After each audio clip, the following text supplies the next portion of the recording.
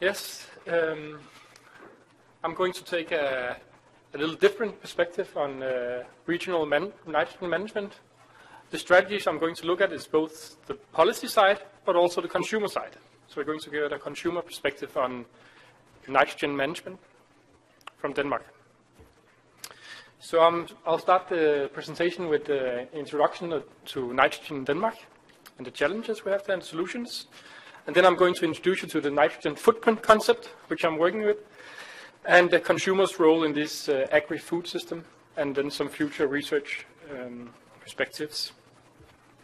But first of all, I'll introduce Danish agriculture, because we are a very small nation, located on the 55 parallel north latitude. So it's people would sometimes say, how can you have agriculture in a place that is in the same area as Siberia and northern Canada? But the Gulf Stream and our coastal climate actually makes our land good for agricultural production. It's a very small land. It's located in northern Europe, close to the borders to Germany and Sweden. And I tried to look at how it compares to California.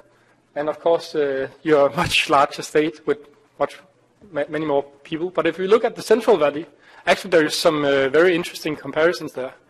There's 5.5 million people in Denmark. And in the Central Valley, maybe you can correct me, but I think there is around 6.5 million people living in the Central Valley. And the size of it is almost the same. Denmark is about 16,500 square miles, while the Central Valley is about 20,000 square miles.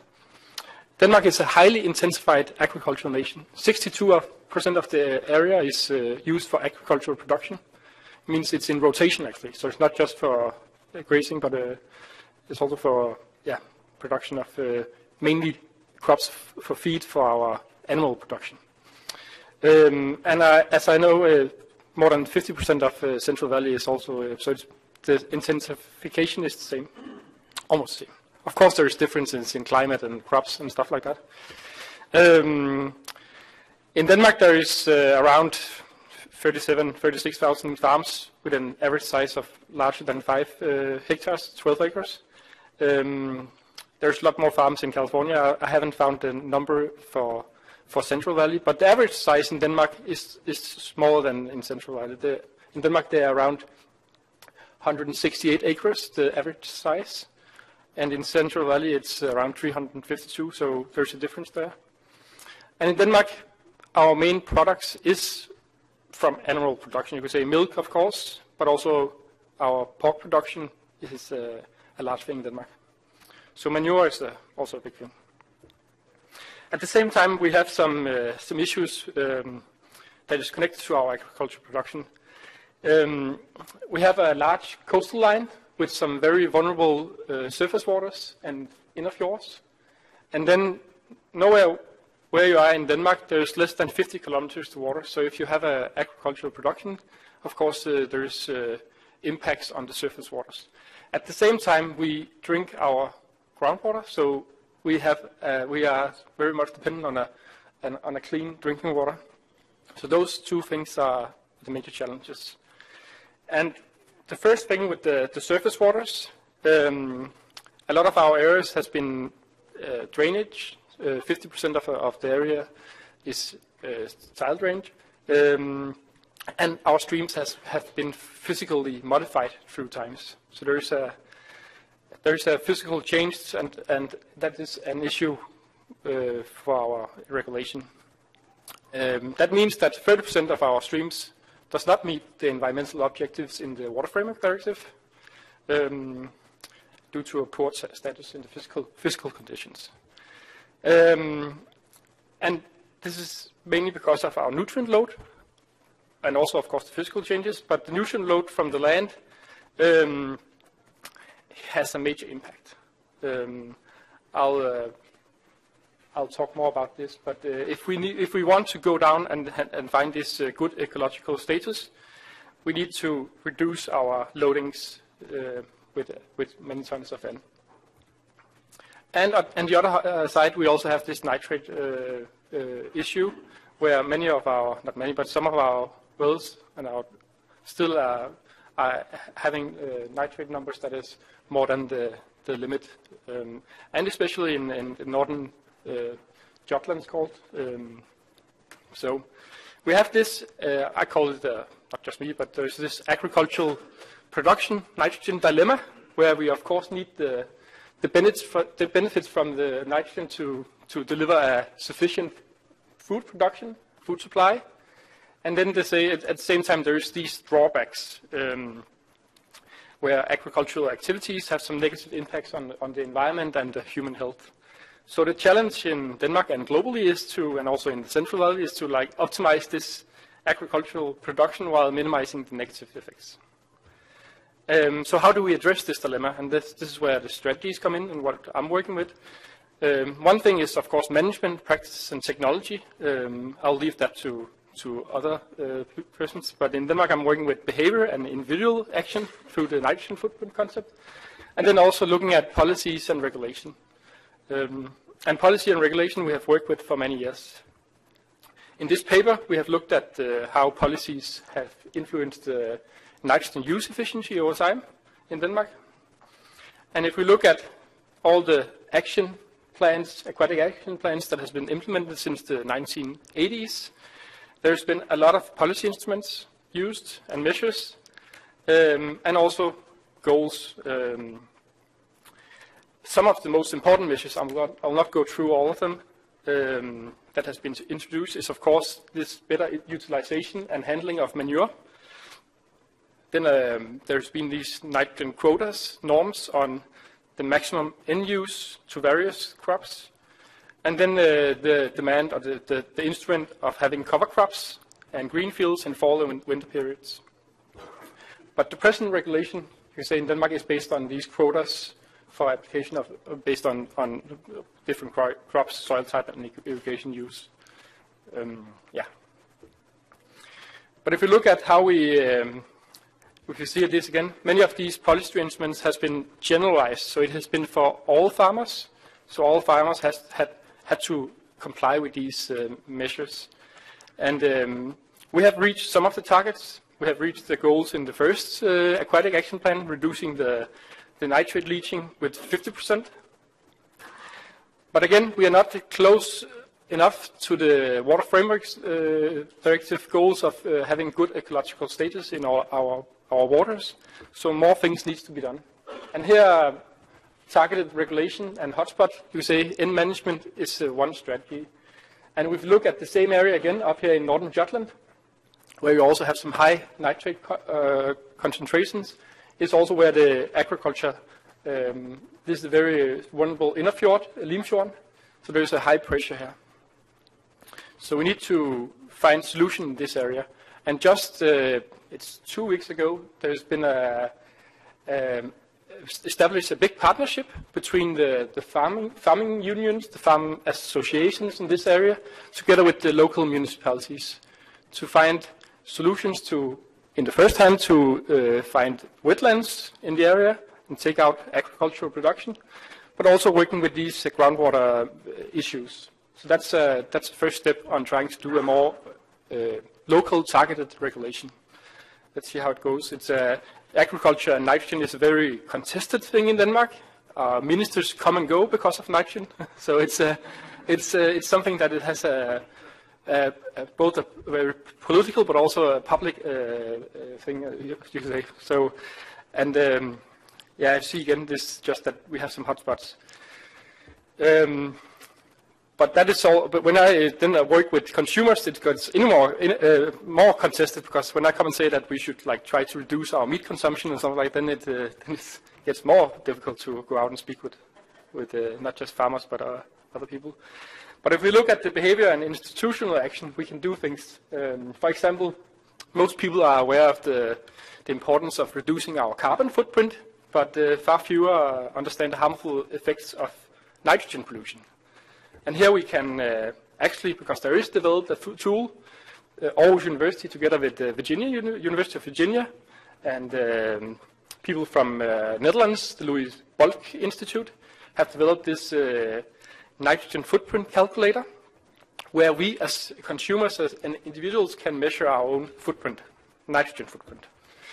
So it's a country-specific tool, and it measures the average use of anthropogenic nitrogen per capita for different respective countries, and then it's scaled depending on the user's answers on this tool.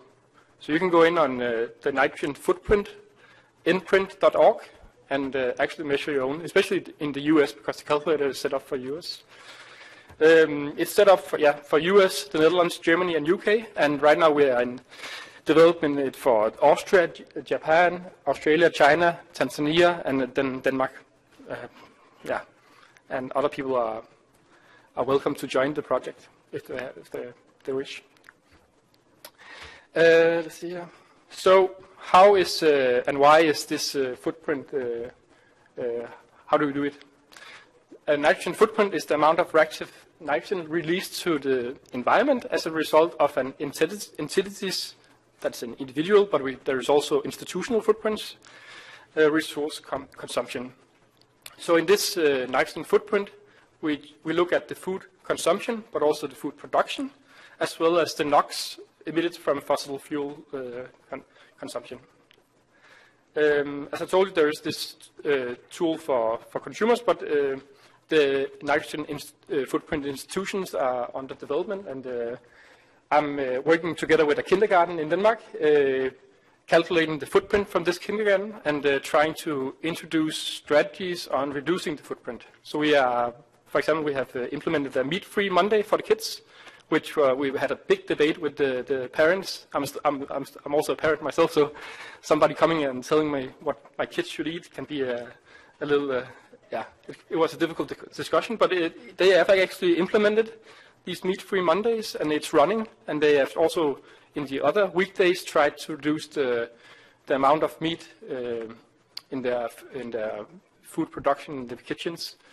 So it's also an education tool for the cooks and people in the kitchen. And it's fun to see the kids eating different kind of. We try to put different kind of umami ingredients instead of meat to have this. There's a lot of people having this meat cravings, but kids don't have that. They just think it's fun to eat mushrooms and other things. So the focus areas in this footprint is the food consumption and food production, and then of course energy from the fossil fuel. Here I have it's going a little slow here. But yeah, here I have an overview of what input data we use to make these national, country-specific footprints. I'll not go through it, but I can say that there is, of course, the food consumption data, protein supply, where we get data from FAO. So, of course, there is also, it's an estimation, and the purpose of this nitrogen footprint calculator is not to get the correct number for each country, but it's more an awareness building tool. Of course, we want to get as close as possible to the correct number, but depending on countries and data availabilities, there is Denmark is a much easier country to make these footprints than, for example, Tanzania or other places. So it depends a lot on the country. I'll go through these because I don't have so many minutes left. And if you want to know more about the methodology, you can ask me or write me an email. We go to the results for the Danish nitrogen footprint. We can see that an average Dane have an average footprint of 24.8 kilograms of nitrogen per capita per year. And this is around the same level as other European countries we compare ourselves with, Netherlands and Germany and Austria. And there's not a distinction between the losses to air, water, and the pollution, you could say. And if we look at what then consists, what is the footprint in Denmark, for example, and also the other countries, you can see that 75% of a personal footprint is made up by food. So this is where it's not. Of course, we can do some things on the energy sector, but related to the carbon footprint, the nitrogen footprint has a strong relation to food production and consumption, mainly food production. And right now, the current N consumption, based on these calculations per capita, is 4.4 4 kilograms of N per capita per year. And if we look at the recommended N consumption by FAO and other, it's around 3 kilo. So we are in Denmark eating too much proteins and nitrogen, you could say. So what is the future work? I'm right now trying to connect these results to the effects, but also economics, because a number like 24.8, you could say, so what? What will this number say? Of course, we compare it to other countries and just look at where we are, but what are the environmental consequences? But also, can we put a price on things? Right now, we're doing something called nitrogen labeling together with University of Virginia. We're actually trying to, in US, trying to look at how these footprint results can put into a label so you can get an estimate on the product's nitrogen footprint. And also we're looking at strategies to reduce the Danish nitrogen footprint. Of course, there is also a big part looking at we're looking at food waste, and then these shifting to less meat-intensive diets. But also looking at trying to connect these, I talked about regulation and policies in the start, trying to connect how different agro-environmental regulation and policies affect the footprint, and how we can try to make a linkage there. And then the diets for children, because children is the next generation growing up. So that is the next thing. Thanks for your listening.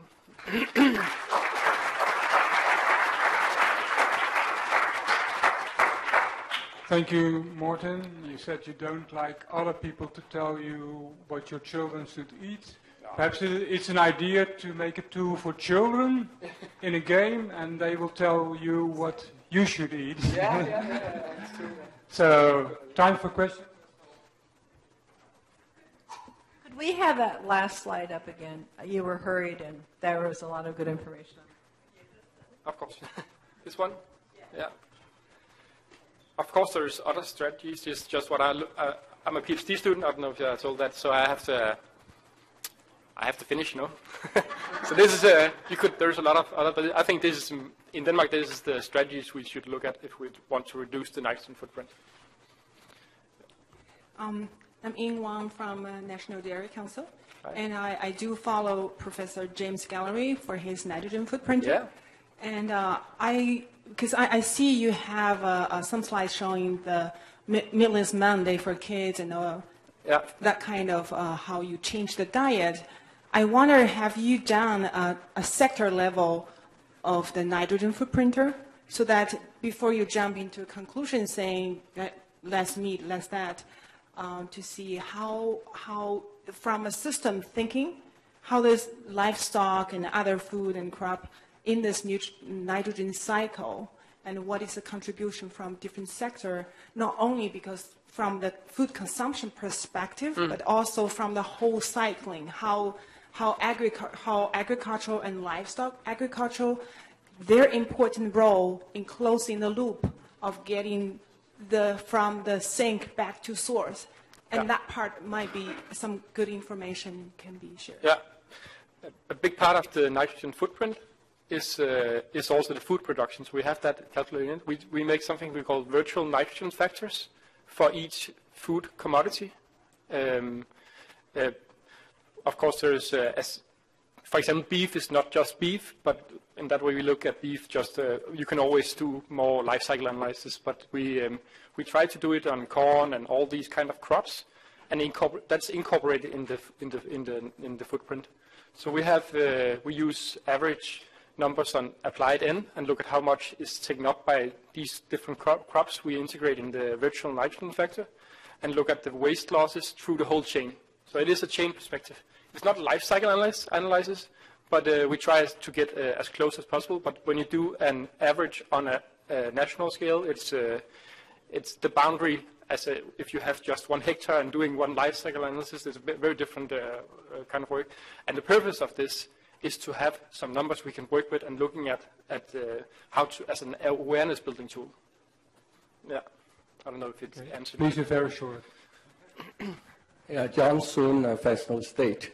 I wonder when you calculate the total nitrogen footprint per capita, do you have any data or how do you measure the net nitrogen import and export across the border? Yeah, It's a very good question, because in Denmark we export a lot of, especially meat and dairy products, and together with colleagues in Japan, they have also developed theirs, and Japan import a lot. So there's just been published a paper, Hideaki Shibata has just published a paper about the Japanese footprint, where he has tried to look at how the footprint looks like when we look at import and export. In this preliminary results from Danish footprint. Right now, the export part is not incorporated, but that's under development. So we try to look at, in Denmark we export a lot, so of course the footprint should be in Denmark, because this is where the production are, while in Japan you import a lot of beef and pork, for example, from Denmark or Australia, and so there is of course a discussion on how should we calculate that, and it's difficult. Another thing there's not accounted for is, like, for example, right now is shipping, and in Denmark shipping is a big factor. We have one of the biggest shipping companies in the world, Maersk. How do we calculate the nitrogen the NOx emitted from our shipping sector? It should be incorporated in some way. But when we do these input-output analysis, some data are more difficult, and the methodology is developed in the US, where the data are what they are, and we have better data in Denmark, I would say, on some areas. So we actually tried, together with University Jim Galloway, to develop this methodology further. Okay, thank you. Thank you.